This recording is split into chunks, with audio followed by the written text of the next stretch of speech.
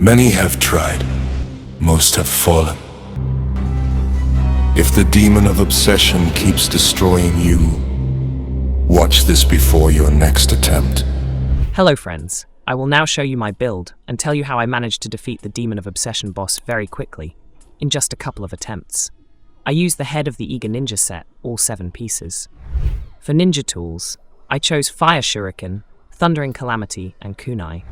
I distributed my skill points with a focus on skill and magic. The rest is for activating bonuses.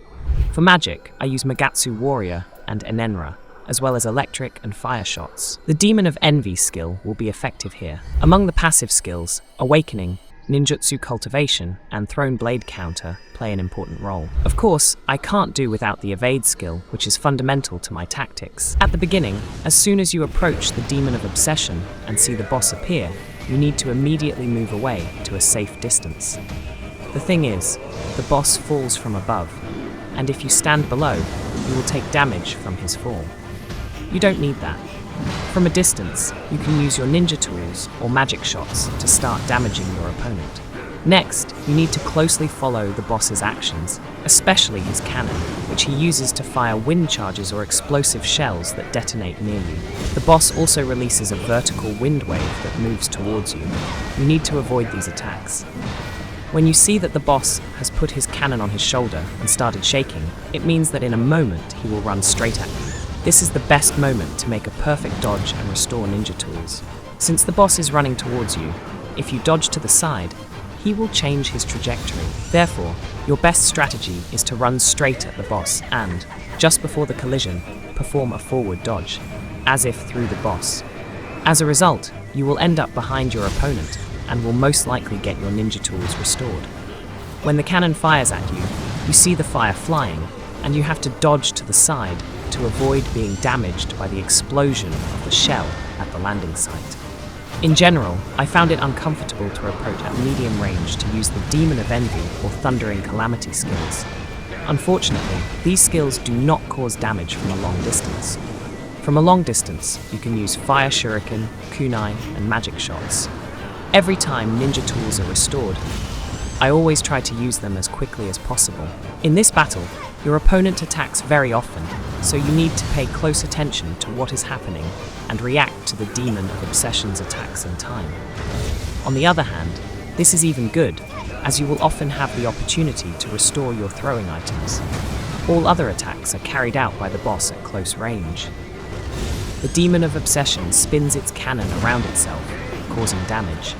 It also often randomly swings its cannon around itself. When you are at a distance, you can easily ignore all these attacks. During the dark phase of the boss fight, the enemy gains several new attacks.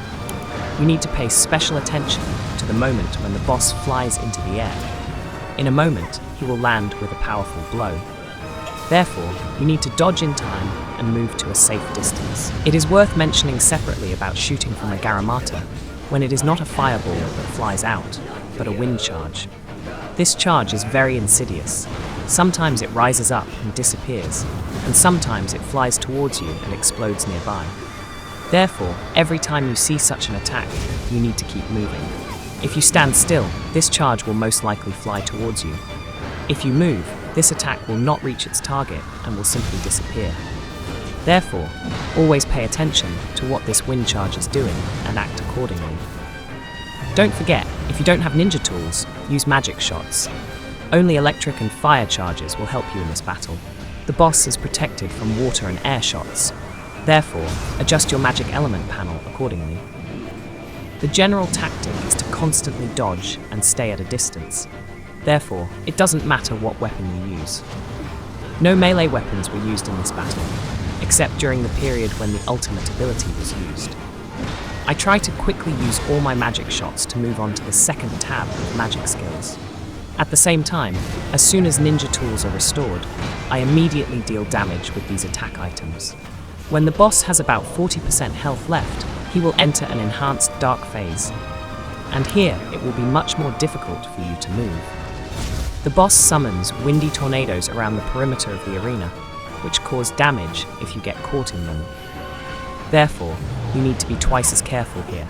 but since you have already thoroughly studied the attacks of the Demon of Obsession, it will be easier for you to notice their onset and react in time. When I run out of magic shots, I gradually start summoning Magatsu Warrior and Enenra. They deal a lot of damage to the enemy. Essentially, you can use anyone to summon for a support attack. My choice is only because Magatsu Warrior deals electric damage and always hits the enemy. Enenra can miss, but his fire tornado can also set the enemy on fire, and the boss will take additional fire damage when the debuff is active. Towards the end of the fight, you need to pay more attention to the area around you. The boss often attacks with vertical wind shots that leave a wind trail on the ground, which also deals damage when you step on it. As you can see, I'm starting to miss more often with Thundering Calamity in the late stages of the fight. This skill deals a lot of damage and is quite effective, but to use it successfully, you need to approach at medium range and choose the right moment to do so, because at medium range you can already take damage from the boss if you don't move away in time. Once again, I am standing too far away, and my Thundering Calamity shot unfortunately does not reach its target.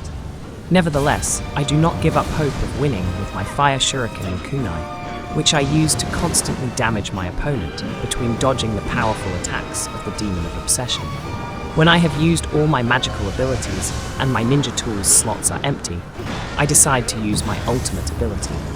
This is a great opportunity to deal additional damage to my opponent and restore my throwing items.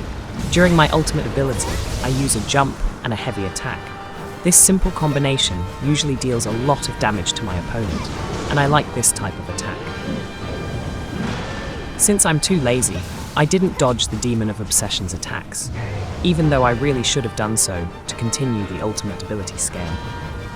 I didn't restore many ninja tools, but nevertheless, I use everything I have accumulated and realize that victory is not so far away, so I try to focus more on defense and timely reactions so as not to lose the victory when I am so close to it. Since all my offensive resources are depleted, I wait for the ninja tools to recharge and don't want to risk getting into close combat. At the end of the fight, there was an unpleasant moment when I couldn't make a perfect dodge when the boss ran at me, and I almost lost this perfect attempt to win. I was lucky that I had some health left and was able to continue the fight.